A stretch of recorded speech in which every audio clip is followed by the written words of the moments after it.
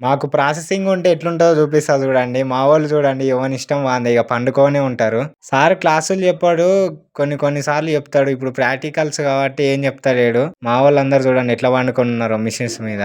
మాకు ప్రాసెసింగ్ ఉంటే ఎవరు మమ్మల్ని ఆపేటోళ్ళు ఎవరుండరు. ఎందుకంటే కొన్ని కొన్ని సార్లు సారే కొడతాడు తప్పించి ఏముండదు. మా వోళ్ళైతే ఎక్కడున్నా టైమ్ పాస్ చేసేటందుకైతే ముందుంటారు. చాలా అంటే చాలా టైమ్ పాస్ అయితది వీళ్ళతోని. ఎప్పుడు రోజు మొత్తం వీళ్ళతోనే టైమ్ పాస్ అయితది.